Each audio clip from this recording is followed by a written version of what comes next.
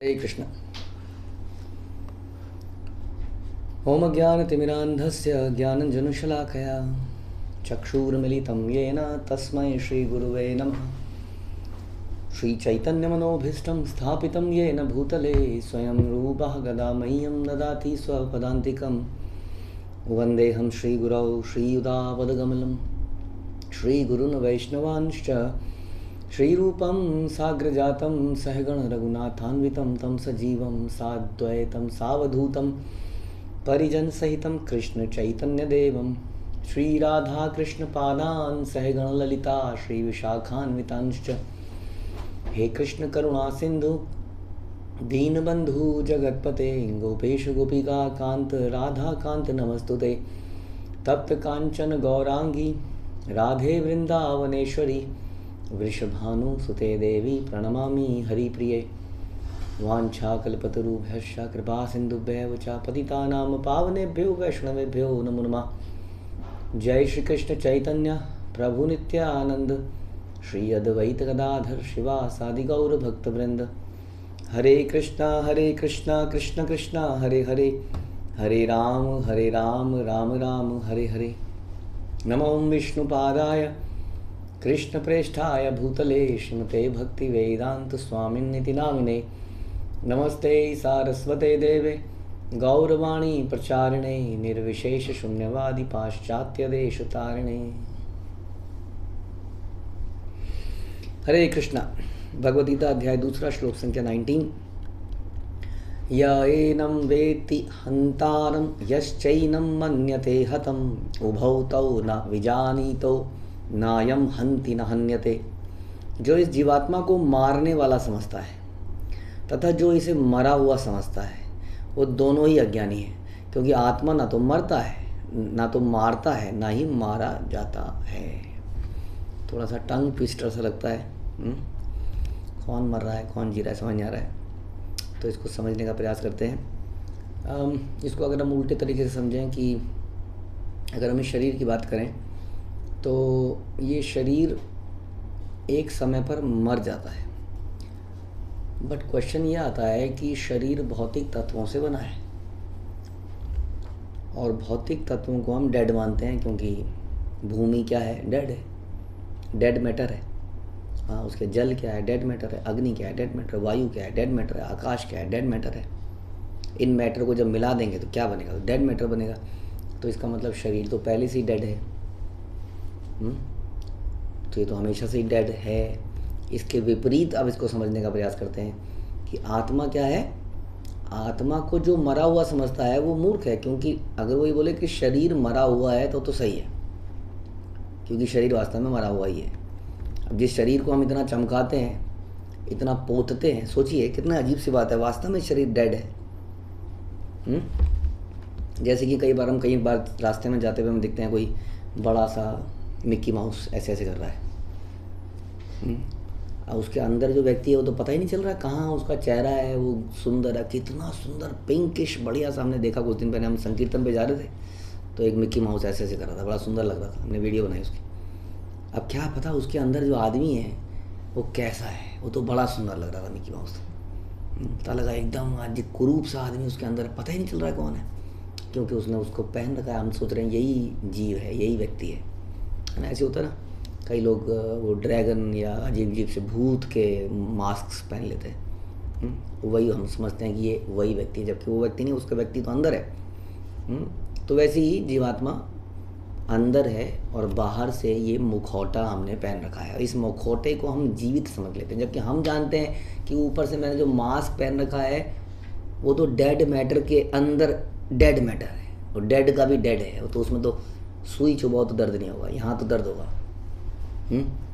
उसको ऊपर डाल रखा है। वैसे ही हम लोग इस शरीर को भी जो हमने डाल रखा है, इसको भी बिल्कुल वैसे ही समझना चाहिए कि एक मृत वस्तु को हमने धारण किया हुआ है, जिसके लिए हमारी इतनी अटैचमेंट है। वो वास्तव में एक मृत, हमारे ऊपर एक मुखौटा हमने डाल रखा है, जो कि मृत्यु के समय मुखौटे को जला दिया जाता है इस तरह से। लेकिन जो आत्मा को इस प्रकार का समझता है वो मूर्ख है, क्योंकि आत्मा मरा हुआ नहीं है। और ना ही जीवात्मा, जो इस जीवात्मा को मारने वाला समझता है वो भी अज्ञानी है, वो भी मूर्ख है। तो जीवात्मा मारती नहीं है तो फिर मार कौन रहा है भाई? हाँ, ये कैसी कहानी हुई कि जीवात्मा नहीं मार रहा है? तो कौन मार रहा है? हम आपको कहें कि मैं गाली दे रहा हूँ आपको, मैंने आपको गाली दी, और गाली क्यों दे रहे हो? मैं थोड़ी दे रहा हूँ गाली। हाँ, आप क्या समझते हो जीवात्मा गाली देती है? जीवात्मा गाली नहीं देती है। भगवान कह रहे हैं गीता में कि जीवात्मा किसी को मारे नहीं। अब मैंने किसी का खून कर दिया अदालत में, मैंने कहा, भगवान कह रहे हैं गीता में 2.19 में कि जो इस जीवात्मा को मारने वाला समझता है वो अज्ञानी है, इसलिए मिस्टर जज आप अज्ञानी हैं, मैंने थोड़ी मारा है। तो क्या मतलब है इसका, समझना पड़ेगा। जीवात्मा नहीं मार रही है तो कौन मार रहा है फिर? शरीर तो मृत है, शरीर तो डेड है, शरीर किसको कैसे मार सकता है? हाँ, अब जीवात्मा कैसे मार सकती है? जीवात्मा तो बाल के अग्रभाग का 10,000वां हिस्सा है, वो मार रही है। फिर हम जीवात्मा के बारे में सुनते हैं कि जीवात्मा तो परम पवित्र है, भगवान का अंश है, ये भगवान का अंश मार रहा है किसी को। तो क्या समस्या है, क्या माजरा है? तो माजरा ये है कि जीवात्मा इस वक्त एक सोर्स ऑफ एनर्जी की तरह काम कर रहा है। अब एक सोर्स ऑफ एनर्जी है, यदि न्यूक्लियर रिएक्शंस को, न्यूक्लियर ब्लास्ट को हम वेपन की तरह यूज़ करते हैं तो बॉम्ब बना सकते हैं और बड़े बड़े शहरों को समाप्त कर सकते हैं एक बॉम्ब से। और उसी ब्लास्ट को यदि हम इलेक्ट्रिसिटी जनरेट करने के लिए यूज़ करें तो उससे हम बड़े बड़े वो भी बनते हैं, रिएक्टर्स क्या कहते हैं उसको, हाँ, उससे इलेक्ट्रिसिटी जनरेट होती है और कई सिटीज़ की इलेक्ट्रिसिटी उससे जनरेट करी जा सकती है, जो कि आज की डेट में हो ही रहा है। हाँ, तो सोर्स ऑफ एनर्जी तो वही है। प्रभुपाद एग्जांपल देते थे कि वो सोर्स ऑफ एनर्जी अगर आप रेफ्रिजरेटर में लगाते हो तो ठंडा कर देती है, वही इलेक्ट्रिसिटी है ना, प्लग सॉकेट में डालते हैं तो क्या करता है, अगर फ्रिज में कनेक्टेड करी जाए तो ठंडा करती है, और अगर आयरन में प्रेस में करी जाए तो गर्म कर देती है। बट पीछे से इलेक्ट्रिसिटी तो वैसी आ रही है, डिपेंडिंग ऑन कि कौन सा इंस्ट्रूमेंट उसके साथ लगाया जा रहा है, उसका बिहेवियर बदलता जा रहा है। कभी कभी वो मोटर को घुमाती है एंटी क्लॉकवाइज, कभी क्लॉकवाइज, कभी किसी चीज़ को उड़ा देती है, कभी रोशनी पैदा कर देती है ना। वो सेम इलेक्ट्रिसिटी कितने काम करती है, उसी तरह से उस same source of energy in our body जाके अलग अलग प्रकार के कार्य करती है। इसका मतलब वो आगे का जो इंस्ट्रूमेंट लगा हुआ है उस पर डिपेंड करेगा। तो ये आगे का इंस्ट्रूमेंट क्या है?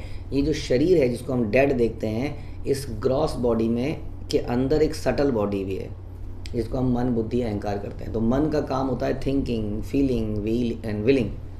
बुद्धि is discrimination of right and wrong, और अहंकार is who am I, what is my present position कह सकते हैं आप। हाँ, तो इन सारे कॉम्बिनेशन से व्यक्ति कार्य करता है। तो जीवात्मा क्या करती है? जीवात्मा इज़ लाइक सिटिंग, हाँ, इट्स लाइक, भगवान बोलते हैं कि एक गाड़ी के अंदर या एक टांगे के अंदर पैसेंजर बैठा हुआ है और एक व्यक्ति घोड़े को चला रहा है।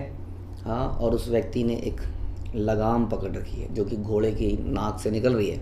अगर घोड़े का एग्जांपल लें तो वो जो घोड़े हैं वो इंद्रियों की तरह हैं, ये हमारे हाथ पैर, all this senses. And then वो जो लगाम है वो मन है, जहाँ लगाम को घुमाएंगे घोड़ा उधर को घूम जाएगा। और जो खींचने वाला व्यक्ति है वो हमारी बुद्धि है, जो पीछे बैठा हुआ है वो पैसेंजर है, वो बैठा है। अगर ये आगे वाला उसको जहाँ ले जाए वहीं चल रहा है, वो बैठा है।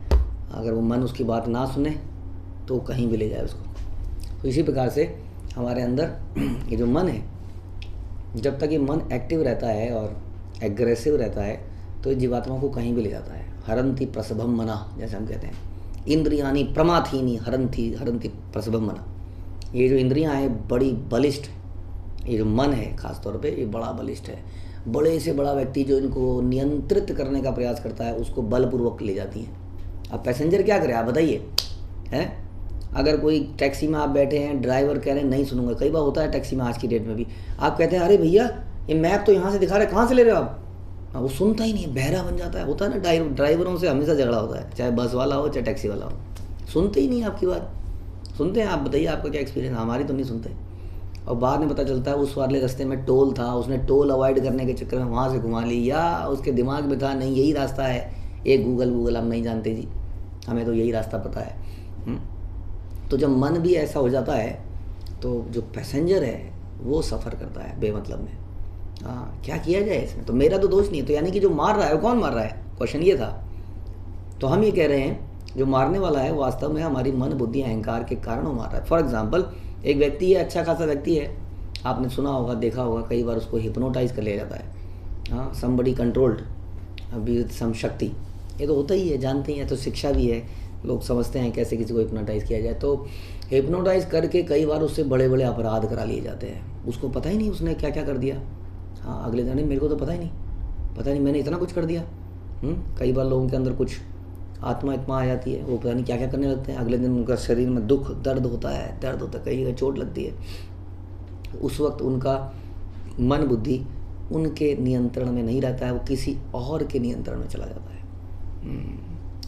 तब ऐसे में क्या करें? वास्तव में करने वाला कौन है? कोई अगर ये साबित हो जाए लीगली कि वो हिप्नोटाइज था, तो उसका क्या दोष है इसमें, है ना? दोष तो किसी और का जिसने हिप्नोटाइज किया। तो उसी तरह से जीवात्मा किसी को मारती नहीं, क्योंकि जीवात्मा पवित्र है, भगवान का अंश है। हाँ, लेकिन उसने मन बुद्धि अहंकार का आवरण लिया हुआ है। वास्तव में जीवात्मा का जो ओरिजिनल सोर्स है, जो नेचर है, वो उसके अनुसार कार्य इस वक्त नहीं कर रही है। जीवात्मा केवल सोर्स ऑफ एनर्जी की तरह काम कर रही है हमारी बॉडी के अंदर, और हम वास्तव में इस मन बुद्धि के द्वारा सारा कार्य कर रहे हैं और शरीर को यूज़ कर रहे हैं इंद्रियों को करने के लिए। तो इस प्रकार से सच पूछा जाए तो जीवात्मा कोई गलत काम नहीं कर रही है। गलत काम तो ये मन बुद्धि अहंकार कर रहे हैं। तो इस मन बुद्धि अहंकार से मुक्ति कब मिलेगी? इस मन बुद्धि अहंकार से मुक्ति मिलेगी जब ये अलाइंड हो जाएगा आत्मा के अनुसार। इसी के लिए हम भक्ति करते हैं। तो हमारा ओरिजिनल जो नेचर है वो हमें शास्त्र बताते हैं कि ये हमारा नेचर होना चाहिए। जी मेरे स्वरूप होए नित्य कृष्णदास, हमें ऐसे काम करना चाहिए, हमें ये गुण अर्जित करें। भगवान गीता में बताएंगे आगे क्या क्या जीवात्मा को गुण अर्जित करने चाहिए। जब हम ये गुणों को अर्जित करते हैं और मन को भगवान में लगाते हैं, जो भी बताया जाएगा भक्ति के प्रोसेस को करते हैं, तो ये मन बुद्धि प्यूरीफाई होता है और धीरे धीरे हम इस मन को उस स्टेट में ले जाते हैं जिस स्टेट में इसको जो आत्मा की सोच है। तो आत्मा भी सोचती है क्या? हाँ, तो आत्मा लाचार नहीं है वास्तव में कि आत्मा को एक मन चाहिए, एक बुद्धि चाहिए, तब आत्मा, जैसे भूत होता है उसको एक शरीर चाहिए। आत्मा इतनी मजबूर नहीं है कि उसको, आत्मा अपने आप में कंप्लीट है। देखिए, आत्मा का आप धीरे धीरे आपको पता चलेगा, आत्मा सत चित्त आनंद से बनती है। सत मतलब क्या है? इटर्निटी। चित्त मतलब क्या है? नॉलेज। ऑल नॉलेज उसके अंदर है। बुद्धि, समझते थे ना? चित्त बुद्धि उसके पास है, आत्मा के पास। एंड आनंद, मन से हम आनंद लेने का प्रयास करते हैं। आनंद, सत चित्त आनंद। तो ये एलिमेंट आत्मा के पास भी है। मन बुद्धि अहंकार नहीं है, सत चित्त आनंद है।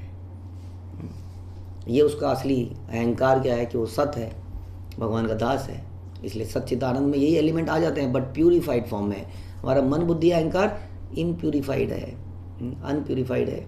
उसके अंदर बहुत सारी लालसाएं हैं, तृष्णा है, एंगर है, लस्ट है, काम है, इत्यादि है। जब इस मन को हम उस आत्मा के ओरिजिनल स्टेट में ले जाएंगे, तब इस मन से हम मुक्त, तब भगवान कहेंगे ओ इसने कार्य। तो भगवान का ये मैचिंग क्राइटेरिया है।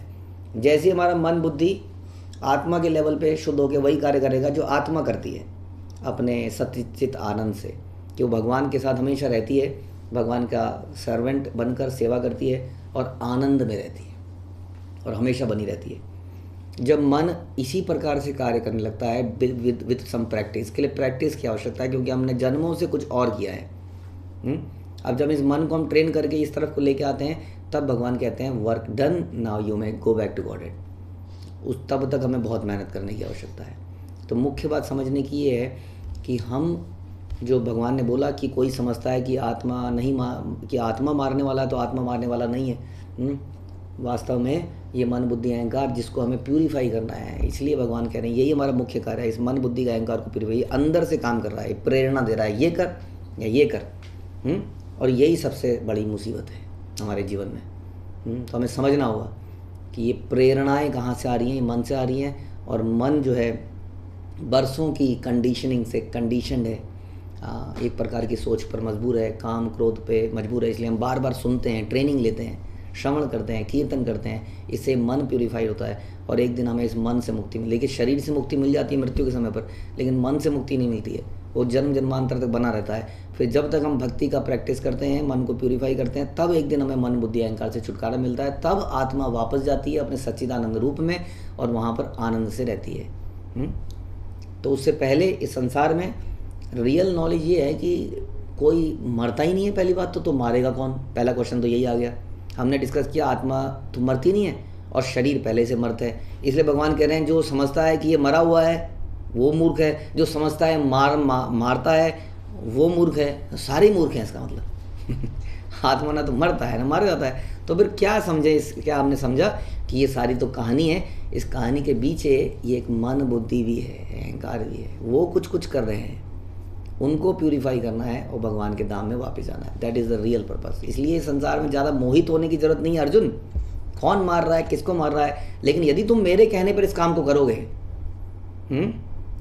Not for your self, for my self Krishna says, तो क्या होगा, तो तुम्हारा मन प्यूरिफाइड हो जाएगा, क्योंकि आप मन मना भव मत भक्तो, आप उस मन को मुझ पे लगा लोगे और इस प्रकार प्यूरिफाइड हो जाओगे, भगवान के धाम में चले जाओगे। हरे कृष्ण। श्रील प्रभुपाद की जय, भगवद गीता की जय।